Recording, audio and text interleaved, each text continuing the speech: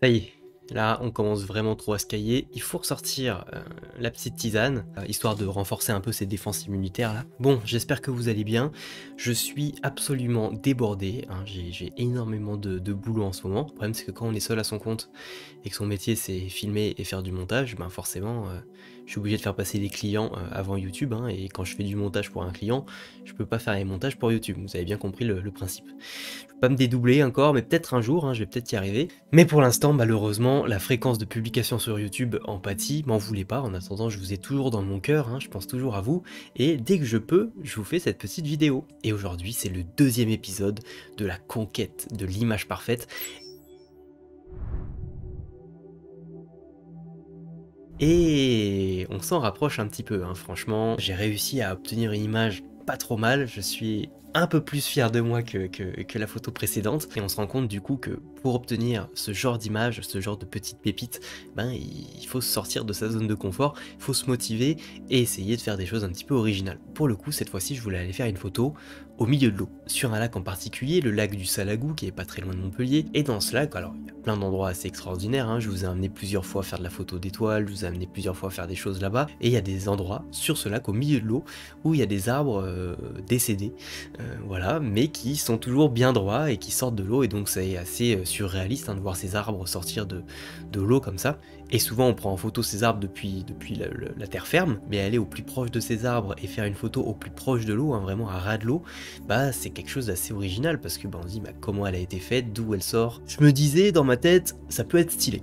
Alors des fois on se dit des choses dans notre tête, mais on se rend compte dans la réalité que bah, c'est pas forcément ça. Et cette fois-ci bah, j'ai eu un petit peu de chance, hein, ça s'est plutôt bien passé.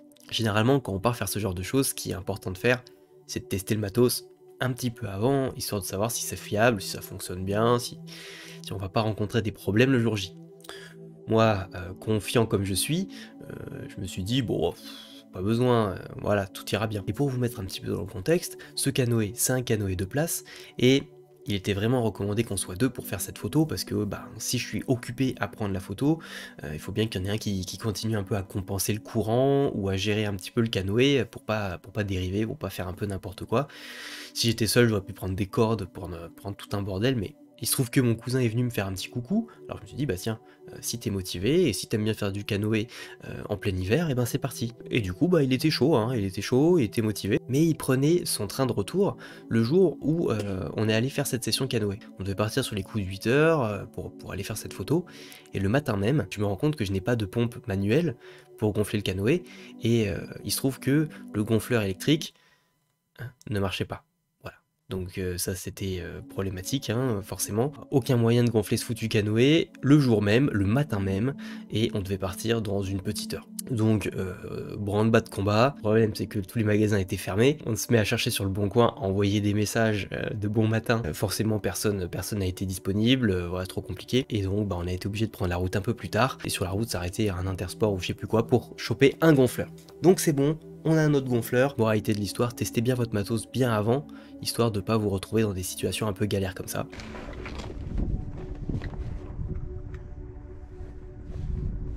Une fois arrivé sur place, ça part sur du gonflage.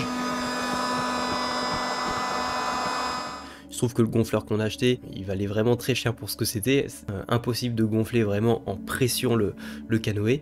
J'ai dû finir de le gonfler à la bouche.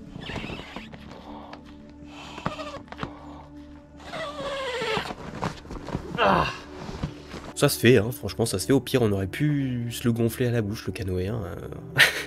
C'était faisable. Quelques jours avant ça, on est allé acheter un petit sac étanche à Decathlon, histoire de mettre en sécurité le matos. J'avais un bidon, mais le bidon c'est pas super pratique, et à Decathlon ils vendent des très bons sacs pas trop chers, étanches, voilà, des trucs assez chouettes. Le fameux ET8, donc franchement les ET8 c'est vraiment pas mal. Donc ça je vous les conseille si vous voulez partir dans des aventures un petit peu comme ça.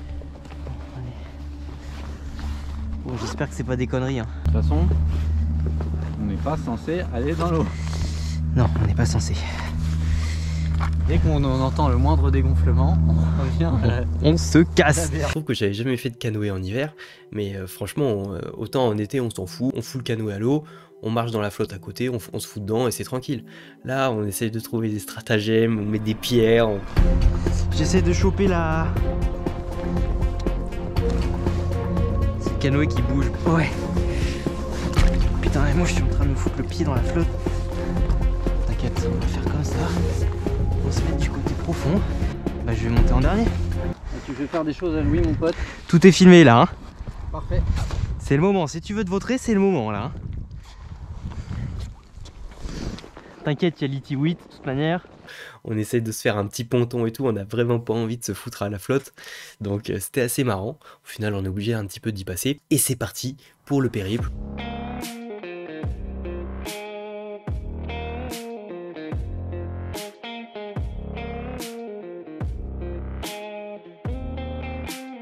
Environ 5 minutes de canoë intense, hein, c'est assez facile quand même. Je vous le dis pas souvent et je crois même que c'est la première fois que je vous le dis comme ça, mais là j'ai vraiment besoin de vous.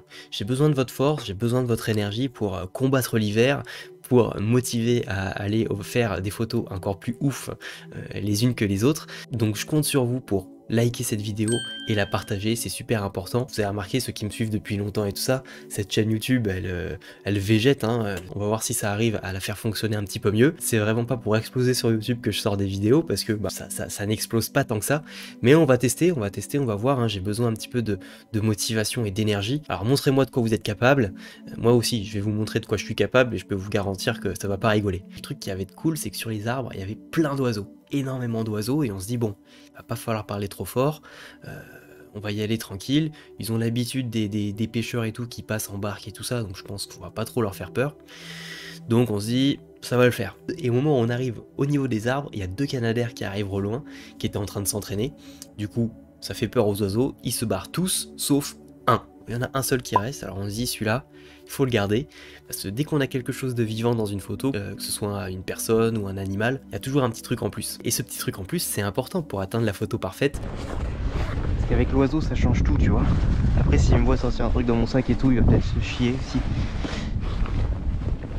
On s'est vraiment mis pour objectif de ne pas lui faire peur, et d'essayer de faire les photos rapidement au cas où il décide de se barrer. Faut être concentré.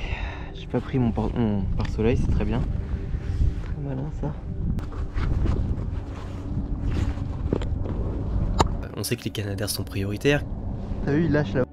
Que s'ils ont besoin de faire le plein d'eau, c'est pas à nous de dire non, non, on est en train de faire des photos. Donc bon, on est resté bien plaqué contre les arbres, ils allaient pas venir se poser sur les arbres, hein, je pense pas.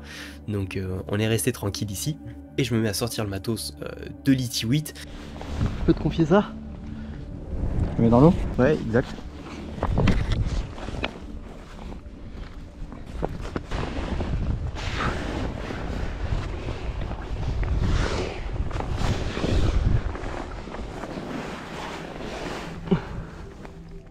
Petit réglage sympa, du F8, du F11, une vitesse d'obturation assez élevée parce qu'on est sur quelque chose de pas stable. Hein. Après avec la stabilisation du R5, franchement, c'était vraiment pas mal. Et j'ai testé plusieurs objectifs, j'avais pris le 16-35 mm et le 50 mm. Donc j'ai fait une petite série de photos au 16 mm, une petite série au zoomé au 35 et même du 50 aussi. J'ai testé plusieurs choses. Essayer d'être rapide, il faisait assez froid, on prenait un petit peu l'eau aussi, on était trempé jusqu'au slip d'ailleurs. Mais en tout cas le canoë c'était assez stable, hein. Je me suis pas senti en danger, j'ai pas senti que l'appareil était en danger non plus. Il y avait un petit peu de vagues, beaucoup de courant, c'est difficile de compenser, hein, de compenser ça. On se plaquait bien et mon cousin il était bien accroché à un des bouts de bois pour bien nous retenir. Et ce que je voulais vraiment c'était me rapprocher le plus de l'eau possible. Alors j'aurais pu prendre une poche étanche pour assurer vraiment le coup, mettre l'appareil dedans et pour être sûr qu'il n'y arrive rien. J'y ai pas pensé, je l'ai pas fait, j'étais assez sûr de moi. Donc le but c'était de se rapprocher le plus de l'eau possible, faire un petit peu gaffe aux vagues. J'avais mes gants au tout début pour ne pas avoir froid. Et je me suis dit bon, c'est pas très fiable de garder les gants. La main elle est un petit peu moins sûre, on ressent moins les choses, donc j'ai viré les gants et j'ai vraiment fait les photos comme ça, en sentant, en mettant la main en dessous de l'appareil dans l'eau, je sentais l'eau, comme ça je savais à quel niveau était l'eau, mais le risque était présent, il faut vraiment rester concentré du début à la fin, avoir des mouvements tranquilles, pas se précipiter, parce que bah, un drame peut arriver très rapidement hein, dans ce genre de situation. Alors voilà, pas de technique particulière, une photo assez simple, j'aurais aimé pouvoir faire une pause longue pour vraiment bien lisser l'eau, avoir un truc assez ouf. Peut-être que j'y retournerai, je réfléchirai à un système de fixation et tout ça pour pouvoir créer quelque chose d'assez fou, mais pour l'instant là j'avais pas ce qu'il fallait, c'était aussi la première fois, j'ai pas fait de repérage cette fois-ci, je suis pas allé des jours avant en canoë pour voir comment j'allais pouvoir me placer et tout ça. Donc là j'ai vu sur place, j'ai vu que ça allait pas forcément être facile si je veux faire de la pose longue, mais il y a peut-être des solutions. Donc peut-être pour une prochaine fois. Vous savez que pour moi le ciel c'est assez important en photo, et pour obtenir une belle photo de paysage, il faut toujours avoir un petit peu de texture dans ce ciel, il faut toujours avoir quelque chose, sinon c'est un petit peu plat. Et sinon pour contrecarrer ça, eh bien on peut utiliser le noir et blanc. Le noir et blanc ça se marie bien avec un ciel tout bleu, ou en tout cas peu texturé. C'est sur ça que je voulais partir sur cette session là, une photo noir et blanc, donc le ciel n'était pas forcément trop important, même si on a eu de la chance. Vous verrez par la suite qu'on a eu un petit nuage assez sympa, mais voilà, un ciel tout bleu aurait pu faire l'affaire. À partir du moment où tu pars sur du noir et blanc, ça peut le faire. Et après on rentre à la maison, et puis c'était une affaire rondement menée, hein. Deuxième session de la conquête de l'image accomplie. Dites-moi vraiment ce que vous en pensez en commentaire de cette photo, si vous pensez que je m'améliore, si vous pensez qu'on se rapproche un petit peu de cette photo là, ce que j'aurais pu faire peut-être pour avoir une photo encore meilleure, puis qu'on puisse progresser ensemble, hein, et qu'on puisse essayer d'y arriver un de ces jours. Ça fait du bien de sortir un petit peu de sa zone de confort, d'avoir un petit peu froid là, d'être un peu mouillé en hiver. Là, on sent qu'on est vivant, et ça c'est cool. Donc je me demande ce que ça va être la prochaine, hein. Mais en tout cas il n'y a pas le choix, il va falloir qu'elle soit encore meilleure que celle-ci. Également je prépare un petit périple avec Warthor, hein, traverser une bonne partie de la France, et je vais avoir besoin de vos connaissances géographiques et de votre savoir photographique pour avoir des petits conseils de spots, d'endroits qui pourraient être intéressants et tout ça. Si vous avez des idées, vous pouvez les mettre en commentaire de cette vidéo, ça peut être toujours pas mal, toujours intéressant. Mais aussi je ferai un live dédié où on discutera un petit peu de l'itinéraire, où vous me donnerez vos idées pour essayer de faire un petit plan de route, sachant que bah du coup je vais filmer tout ça, et puis vous verrez chaque étape de ce périple photo sur YouTube également. J'espère que vous allez bien et que vous aussi vous dépassez les limites et que vous vous aventurez dans des endroits hostiles. La prochaine vidéo c'est pour très bientôt, et au cas où on se reverrait pas d'ici là, je vous souhaite une bonne soirée et une excellente nuit.